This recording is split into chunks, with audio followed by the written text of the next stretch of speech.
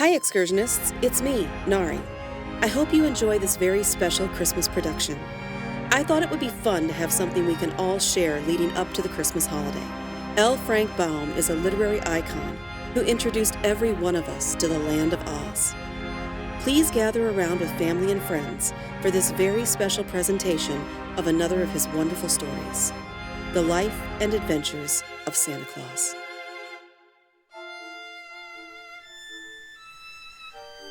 "4. How Little Mary Became Frightened." The winter was over now, and all the Laughing Valley was filled with joyous excitement. The brook was so happy at being free once again that it gurgled more boisterously than ever and dashed so recklessly against the rocks that it sent showers of spray high in the air. The grass thrust its sharp little blades upward through the mat of the dead stalks where it had hidden from the snow. But the flowers were yet too timid to show themselves, although the ryls were busy feeding their roots.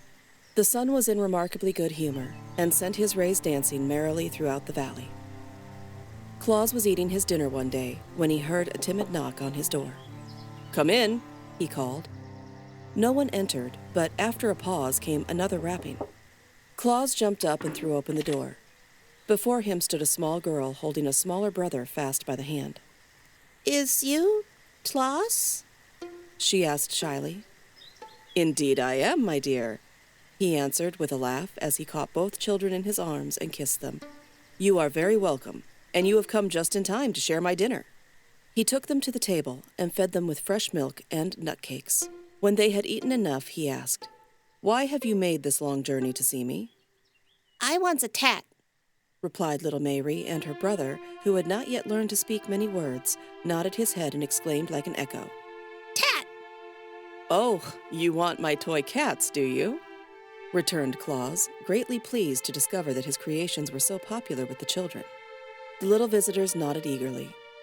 "Unfortunately," he continued, "I have but one cat now ready, for I carried 2 to children in town yesterday, and the one I have shall be given to your brother, Mary, because he is the smaller, and the next one I make shall be for you." The boy's face was bright with smiles as he took the precious toy Claus held out to him. But little Mary covered her face with her arms and began to sob grievously. I want a tat now, she wailed. Her disappointment made Claus feel miserable for a moment.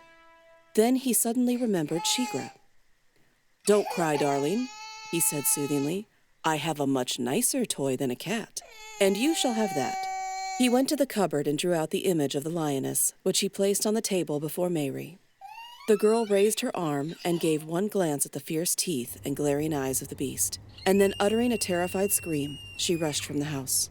The boy followed her, also screaming lustily, and even dropping his precious cat in his fear. For a moment, Claus stood motionless, being puzzled and astonished. Then he threw Shigra's image into the cupboard and ran after the children, calling to them not to be frightened. Little Mary stopped in her flight, and her brother clung to her skirt. But they both cast fearful glances at the house, until Claus had assured them many times that the beast had been locked in the cupboard. "Yet, why were you frightened at seeing it?" he asked. "It is only a toy to play with." "It's bad," said Mary decidedly, and just horrid, and not a bit nice like tats." "Perhaps you are right," returned Claus thoughtfully. "But if you return with me to the house, I will soon make you a pretty cat." So they timidly entered the house again, having faith in their friend's words. And afterward, they had the joy of watching Claus carve out a cat from a bit of wood and paint it in natural colors. It did not take him long to do this, for he had become skillful with his knife by this time, and Mary loved her toy the more dearly because she had seen it made. After his little visitors had trotted away on their journey homeward, Claus sat long in deep thought. And he then decided that such fierce creatures as his friend the lioness would never do as models from which to fashion his toys. "There must be nothing to frighten the dear babies," he reflected. "And while I know Shigra well and am not afraid of her, it is but natural that children should look upon her image with terror. Hereafter, I will choose such mild-mannered animals as squirrels and rabbits and deer and lambkins from which to carve my toys. For then the little ones will love rather than fear them." He began his work that very day, and before bedtime he had made a wooden rabbit and a lamb. They were not quite so lifelike as the cats had been, because they were formed from memory, while Blinky had sat very still for Claus to look at while he worked. But the new toys pleased the children nevertheless, and the fame of Claus's playthings quickly spread to every cottage on plain and in village. He always carried his gifts to the sick or crippled children, but those who were strong enough walked to the house in the valley to ask for them. So a little path was soon worn from the plain to the door of the toymaker's cottage. First came the children who had been playmates of Claus before he began to make toys. These, you may be sure, were well supplied. Then children who lived farther away heard of the wonderful images and made journeys to the valley to secure them. All the little ones were welcome, and never a one went away empty-handed. The demand for his handiwork kept Claus busily occupied, but he was quite happy in knowing the pleasure he gave so many of the dear children. His friends the immortals were pleased with his success and supported him bravely.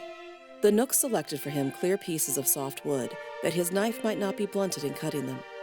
The Ryls kept him supplied with paints of all colors and brushes fashioned from the tips of timothy grasses.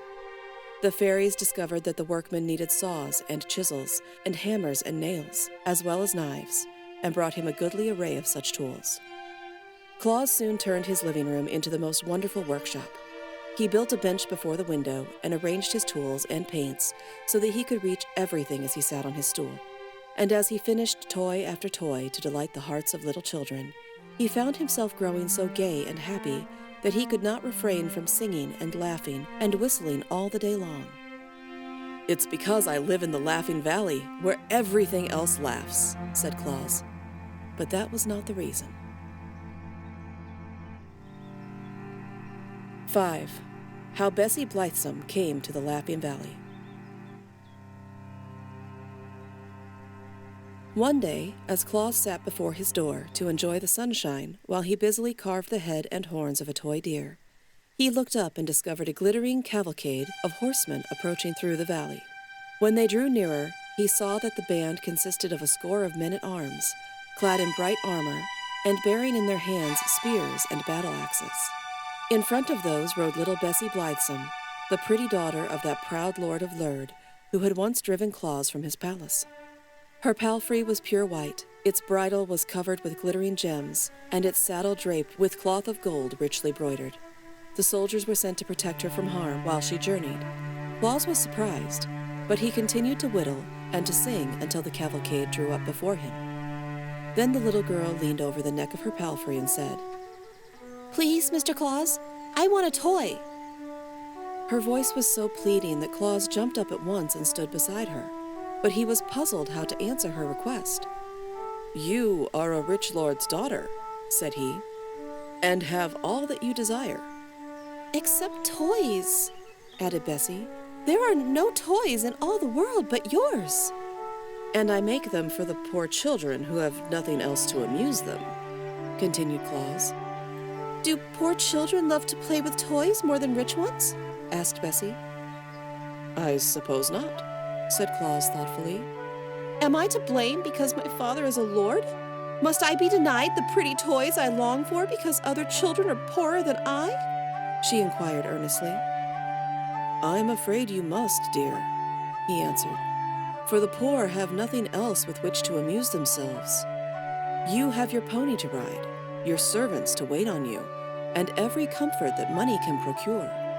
"But I want toys!" cried Bessie, wiping away the tears that forced themselves into her eyes. "If I cannot have them, I shall be very unhappy." Claus was troubled, for her grief recalled to him the thought that his desire was to make all children happy, without regard to their condition in life. Yet, while so many poor children were clamoring for his toys, he could not bear to give one of them to Bessie Blithesome, who had so much already to make her happy. "Listen, my child," he said gently. "All the toys I am making now are promised to others. But the next shall be yours, since your heart so longs for it. Come to me again in 2 days, and it shall be ready for you." Bessie gave a cry of delight, and leaning over her pony's neck, she kissed Claus prettily upon his forehead. Then calling to her man-at-arms, she rode gaily away, leaving Claus to resume his work. If I am to supply the rich children as well as the poor ones, he thought, I shall not have a spare moment in the whole year. But is it right I should give to the rich? Surely I must go to Necile and talk with her about this matter. So when he had finished the toy deer, which was very like a deer he had known in the forest glades, he walked into Burzee and made his way to the bower of the beautiful nymph Necile, who had been his foster mother. She greeted him tenderly and lovingly, listening with interest to his story of the visit of Bessie Blithesome. And now tell me, he said, shall I give toys to rich children? We of the forest know nothing of riches, she replied. It seems to me that one child is like another child, since they are all made of the same clay, and that riches are like a gown, which may be put on or taken away, leaving the child unchanged. But the fairies are guardians of mankind, and know mortal children better than I. Let us call the Fairy Queen. This was done, and the Queen of the Fairies sat beside them and heard Claus relate his reasons for thinking the rich children could get along without his toys, and also what the nymph had said. Necile is right, declared the Queen. For whether it be rich or poor, a child's longings for pretty playthings are but natural. Rich Bessie's heart may suffer as much for grief as poor Mary's. She can be just as lonely and discontented, and just as gay and happy. I think, friend Claus, it is your duty to make all little ones glad, whether they chance to live in palaces or in cottages. Your words are wise, fair Queen, replied Claus, and my heart tells me they are just as they are wise. Hereafter all children may claim my services. Then he bowed before the gracious fairy, and kissing Necile's red lips, went back into his valley. At the brook he stopped to drink, and afterward he sat on the bank and took a piece of moist clay in his hand, while he thought what sort of toy he should make for Bessie Blithesome. He did not notice that his fingers were working the clay into shape, until glancing downward he found he had unconsciously formed a head that bore a slight resemblance to the nymph Necile. At once he became interested. Gathering more of the clay from the bank, he carried it to his house. Then with the aid of his knife and a bit of wood, he succeeded in working the clay into the image of a toy nymph. With skillful strokes he formed long waving hair on the head, and covered the body with a gown of oak leaves, while the 2 feet sticking out at the bottom of the gown were clad in sandals. But the clay was soft, and Claus found he must handle it gently to avoid ruining his pretty work. Perhaps the rays of the sun will draw out the moisture and cause the clay to become hard, he thought, so he laid the image on a flat board and placed it in the glare of the sun. This done, he went to his bench and began painting the toy deer, and soon he became so interested in the work that he forgot all about the clay nymph. But next morning, happening to notice it as it lay on the board, he found the sun had baked it into the hardness of stone, and it was strong enough to be safely handled. Claus now painted the nymph with great care in the likeness of Necile, giving it deep blue eyes with white teeth, rosy lips, and ruddy brown hair. The gown he colored oak leaf green, and when the paint was dry, Claus himself was charmed with the new toy. Of course, it was not nearly so lovely as the real Necile, but considering the material of which it was made, Claus thought it was very beautiful. When Bessie, riding upon her white palfrey, came to his dwelling the next day, Claus presented her with the new toy. The little girl's eyes were brighter than ever as she examined the pretty image, which she loved at once, and held it close to her breast as a mother does to her child. What is it called, Claus? She asked. Now Claus knew that nymphs do not like to be spoken of by mortals, so he could not tell Bessie it was the image of Necile he had given her. But as it was a new toy, he searched his mind for a new name to call it by, and the first word he thought of he decided would do very well. It's called a dolly, my dear, he said to Bessie.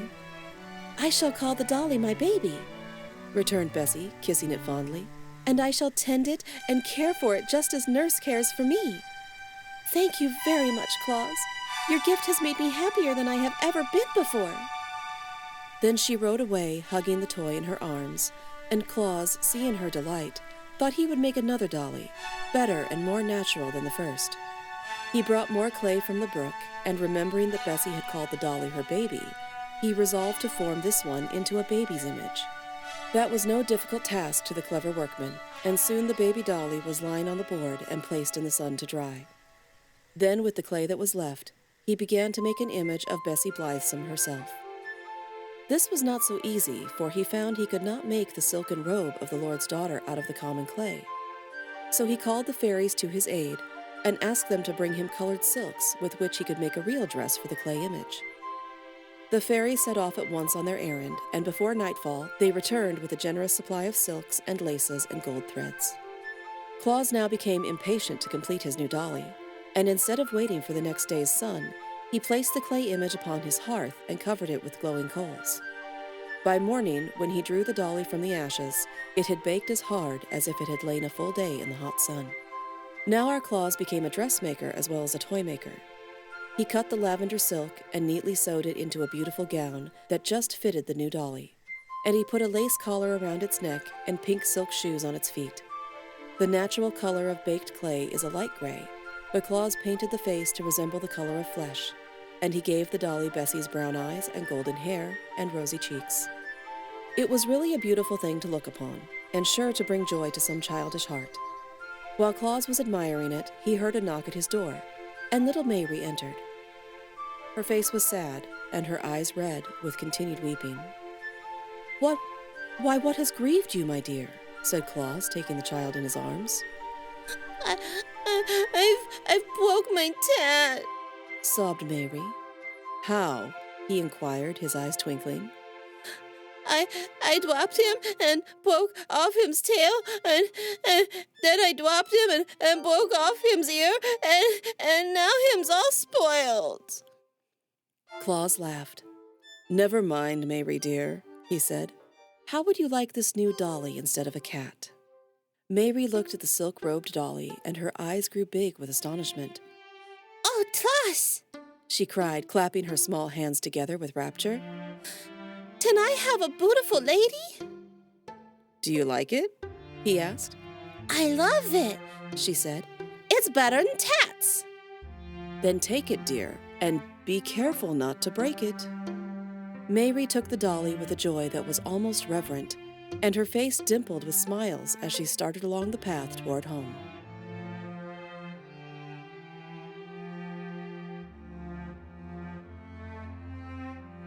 Six.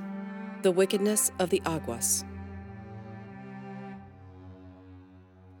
I must now tell you something about the Aguas, the terrible race of creatures which caused our good Claus so much trouble, and nearly succeeded in robbing the children of the world of their earliest and best friend. I do not like to mention the Aguas, but they are a part of this history and cannot be ignored. They were neither mortals nor immortals, but stood midway between those classes of beings. The Aguas were invisible to ordinary people, but not to immortals. They could pass swiftly through the air from one part of the world to another, and had the power of influencing the minds of human beings to do their wicked will. They were of gigantic stature and had coarse, scowling countenances, which showed plainly their hatred of all mankind. They possessed no consciences whatever and delighted only in evil deeds. Their homes were in rocky mountainous places, from whence they sallied forth to accomplish their wicked purposes. The one of their number that could think of the most horrible deed for them to do was always elected the King Agua, and all the race obeyed his orders. Sometimes these creatures lived to become 100 years old, but usually they fought so fiercely among themselves that many were destroyed in combat. And when they died, that was the end of them. Mortals were more powerless to harm them, and the immortals shuddered when the Aguas were mentioned, and always avoided them. So they flourished for many years unopposed, and accomplished much evil. I am glad to assure you that these vile creatures have long since perished and passed from earth. But in the days when Claus was making his first toys, they were a numerous and powerful tribe. One of the principal sports of the Aguas was to inspire angry passions in the hearts of little children, so that they quarreled and fought with one another. They would tempt boys to eat of unripe fruit, and then delight in the pain they suffered. They urged little girls to disobey their parents, and then would laugh when the children were punished. I do not know what causes a child to be naughty in these days, but when the Aguas were on the earth, naughty children were usually under their influence. Now when Claus began to make children happy, he kept them out of the power of the Aguas. For children possessing such lovely playthings as he gave them had no wish to obey the evil thoughts the Aguas tried to thrust into their minds. Therefore, one year when the wicked tribe was to elect a new king, they chose an Agua who proposed to destroy Claus and take him away from the children. There are, as you know, fewer naughty children in the world since Claus came to the Laughing Valley and began to make his toys, said the new king, as he squatted upon a rock and looked around the scowling faces of his people. Why, Bessie Blithesome has not stamped her foot once this month, nor has Mary's brother slapped his sister's face or thrown the puppy into the rain barrel. Little Weekum took his bath last night without screaming or struggling, because his mother had promised he should take his toy cat to bed with him. Such a condition of affairs is awful for any Agua to think of, and the only way we can direct the naughty actions of children is to take this person Claus away from them. Good! Cried the big Aguas in a chorus, and they clapped their hands to applaud the speech of their king. But what shall we do with him? Asked one of the creatures. I have a plan, replied the wicked king, and what his plan was you will soon discover. That night, Claus went to bed feeling very happy, for he had completed no less than 4 pretty toys during the day, and they were sure, he thought, to make 4 little children happy. But while he slept, the band of invisible Aguas surrounded his bed, bound him with stout cords, and then flew away with him to the middle of a dark forest in far-off Aethop, where they laid him down and left him. When morning came, Claus found himself thousands of miles from any human being, a prisoner in the wild jungle of an unknown land.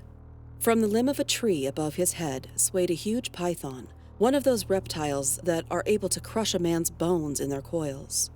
A few yards away crouched a savage panther, its glaring red eyes fixed full on the helpless Claus. One of those monstrous spotted spiders whose sting is death crept stealthily toward him over the matted leaves, which shriveled and turned black at its very touch. But Claus had been reared in Burzee and was not afraid. "Come to me, ye nooks of the forest," he cried, and gave the low, peculiar whistle that the nooks know. The panther, which was about to spring upon its victim, turned and slunk away. The python swung itself into the tree and disappeared among the leaves. The spider stopped short in its advance and hid beneath a rotting log. Claus had no time to notice them, for he was surrounded by a band of harsh-featured nooks, more crooked and deformed in appearance than any he had ever seen. "Who are you to call on us?" demanded one in a gruff voice. "The friend of your brothers in Burzee," answered Claus. "I have been brought here by my enemies, the Aguas, and left to perish miserably. Yet now I implore your help to release me and send me home again." "Have you the sign?" asked another. "Yes," said Claus. They cut his bonds, and with his free arms he made the secret sign of the nooks. Instantly they assisted him to stand upon his feet, and they brought him food and drink to strengthen him. Our brothers of Burzee make queer friends, grumbled an ancient nook whose flowing beard was pure white. But he who knows our secret sign and signal is entitled to our help, whoever he may be. Close your eyes, stranger, and we will conduct you to your home. Where shall we seek it? "'Tis in the Laughing Valley," answered Claus, shutting his eyes. There is but one Laughing Valley in the known world, so we cannot go astray, remarked the nook. As he spoke, the sound of his voice seemed to die away, so Claus opened his eyes to see what caused the change. To his astonishment, he found himself seated on the bench by his own door, with the Laughing Valley spread out before him. That day he visited the wood nymphs and related his adventure to the Queen Zerline and Necile. "The Aguas have become your enemies," said the lovely queen thoughtfully, "so we must do all we can to protect you from their power." "It was cowardly to bind him while he slept," remarked Necile with indignation. "The evil ones are ever cowardly," answered Zerline, "but our friend's slumber shall not be disturbed again." The queen herself came to the dwelling of Claus that evening and placed her seal on every door and window to keep out the Aguas. And under the seal of Queen Zerline was placed the seal of the fairies, and the seal of the Ryls, and the seals of the Nooks, that the charm might become more powerful. And Claus carried his toys to the children again, and made many more of the little ones happy. You may guess how angry the King Agua and his fierce band were when it was known to them that Claus had escaped from the forest of Aethop. They raged madly for a whole week, and then held another meeting among the rocks. "It is useless to carry him where the Knooks reign," said the king. "for he has their protection. So, let us cast him into a cave of our own mountains, where he will surely perish." This was promptly agreed to, and the wicked band set out that night to seize Claus. But they found his dwelling guarded by the seals of the immortals, and were obliged to go away baffled and disappointed. "Never mind," said the king. "He does not sleep always." Next day, as Claus traveled to the village across the plain, where he intended to present a toy squirrel to a lame boy, he was suddenly set upon by the Aguas, who seized him and carried him away to the mountains.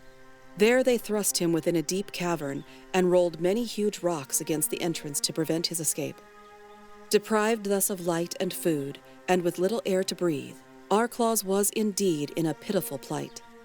But he spoke the mystic words of the fairies, which always command their friendly aid, and they came to his rescue and transported him to the Laughing Valley in the twinkling of an eye. Thus the Aguas discovered they might not destroy one who had earned the friendship of the immortals, so the evil band sought other means of keeping Claus from bringing happiness to children and so making them obedient.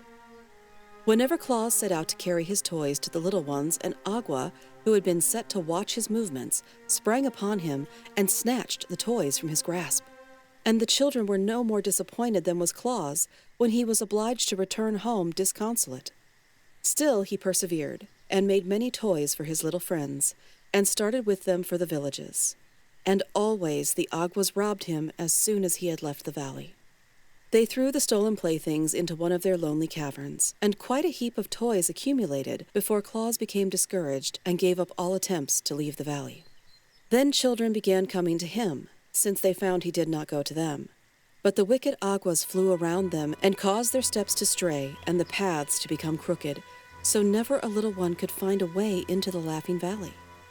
Lonely days now fell upon Claus, for he was denied the pleasure of bringing happiness to the children whom he had learned to love. Yet he bore up bravely, for he thought surely the time would come when the Aguas would abandon their evil designs to injure him. He devoted all his hours to toy-making, and when one plaything had been completed, he stood it on a shelf he had built for that purpose. When the shelf became filled with rows of toys, he made another, and filled that one also, so that in time he had many shelves filled with gay and beautiful toys representing horses, dogs, cats, elephants, lambs, rabbits, and deer, as well as pretty dolls of all sizes, and balls and marbles of baked clay painted in gay colors. Often as he glanced at the array of childish treasure, the heart of good old Claus became sad. So greatly did he long to carry the toys to his children, and at last, because he could bear it no longer, he ventured to go to the great Ak, to whom he told the story of his persecution by the Aguas, and begged the Master Woodsman to assist him. Thank you for joining me for the Into the Night Anthology podcast production of The Life and Adventures of Santa Claus by L.Frank Baum. All original music, editing, and sound design provided by Omen Hawk Studios. Thank you so much to Project Gutenberg for making public domain books such as this one accessible to everyone.